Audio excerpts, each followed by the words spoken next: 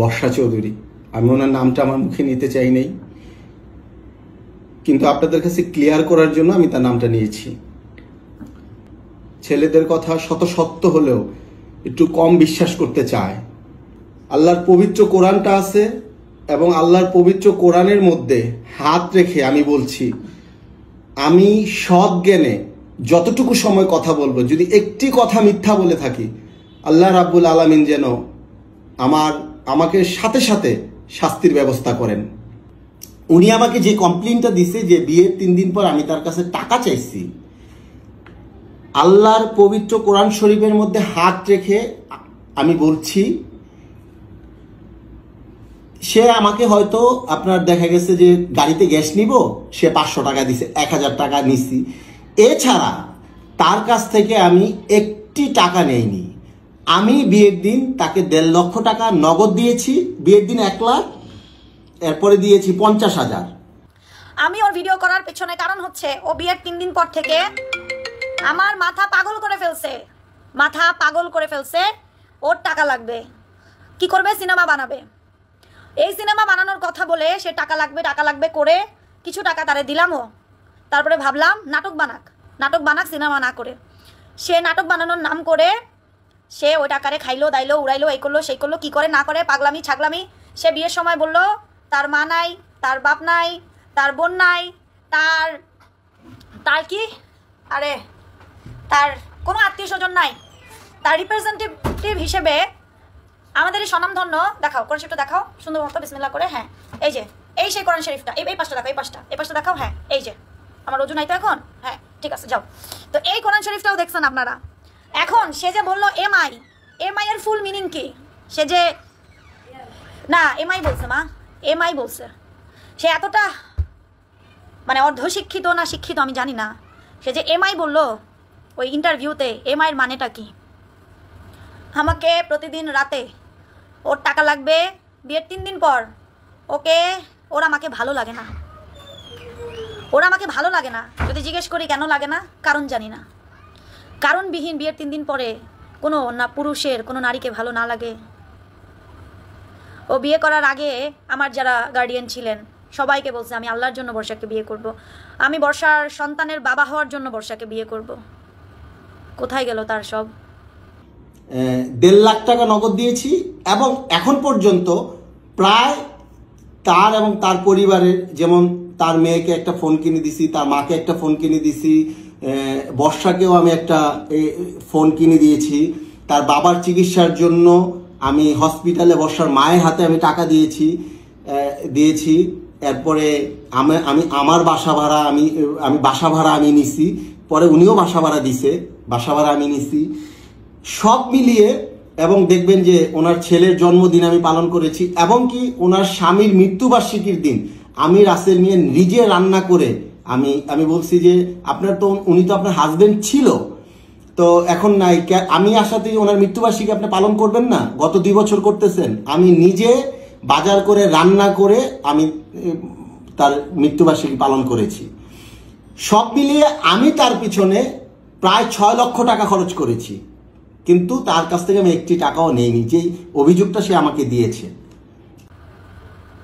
সে আমাকে সেদিন যখন ভিডিওটা আপলোড করি বাসায় এসে মেরে ধেরে, এই বিল্ডিংয়ের সবাই সাক্ষী আছে, ইনভেস্টিগেশন অফিসার সবার সাক্ষী নিয়ে গেছে, সবার কি বলে মা ওটাকে, মৌখিক জবানবন্দি সবার নিয়ে গেছে।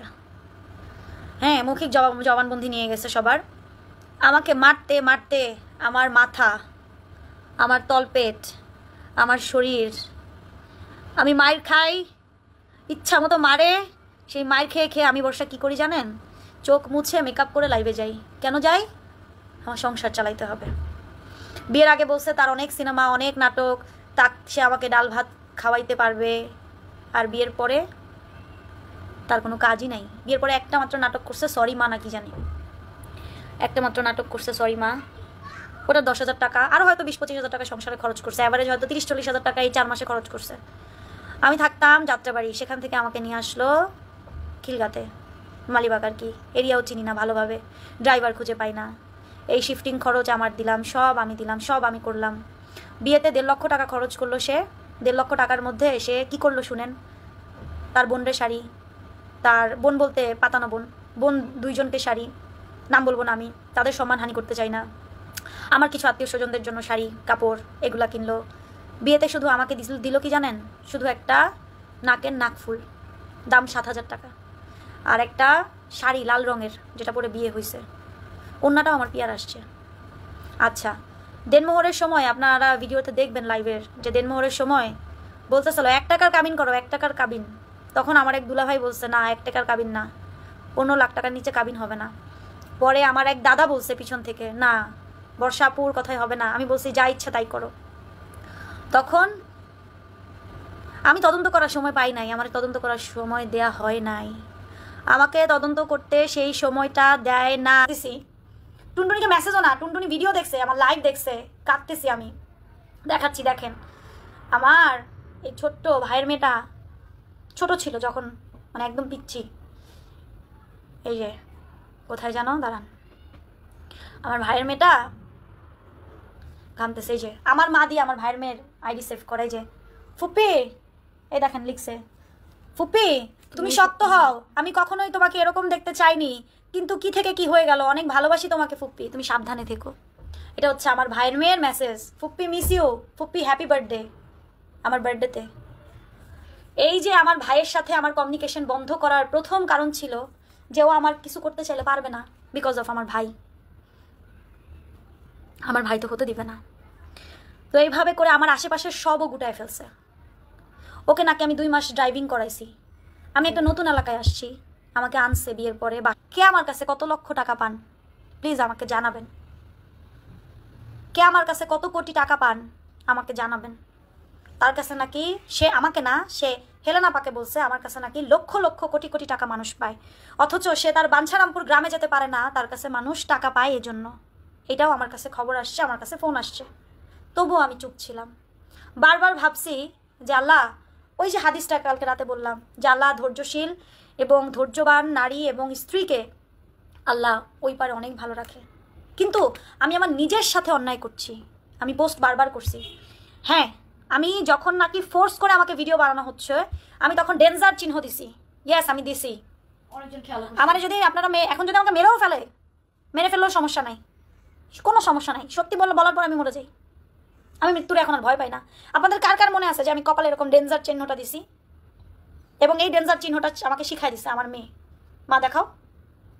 আমার মেয়ে বলছে আম্মু তোমাকে যে জোর করে ভিডিও বানাবে, বারবার বলতেছে সকাল থেকে তুমি যখন ভিডিও বানাবা এরকম চিহ্ন দিবা, ইটস মিন ডেঞ্জার সাইন। আমি ডেঞ্জার জোনে আছি। অনেকেই ফলো করছে, অনেকেই দেখছে। আমার নামে মিথ্যে এটা সেইটা নানানভাবে আমাকে হেনস্থা করার জন্য আমি শেষ পর্যন্ত আমাকে মানে কি বলে ক্রিমিনাল বানানোর চেষ্টা করছে, সেখানেও সে ফেল হয়েছে। আমি একটা ব্র্যান্ডের প্রমোশন করতাম, সেখান থেকে আমি গোল্ড কিনছি, আমার বাবা স্টক করছে, আমি তাকে ইনস্টলমেন্টের পেমেন্ট দিতে পারি নাই, ডিউ হয়েছে, স্বাভাবিক করতে অ্যাজ এ হাজব্যান্ড তাকে জানাইছে।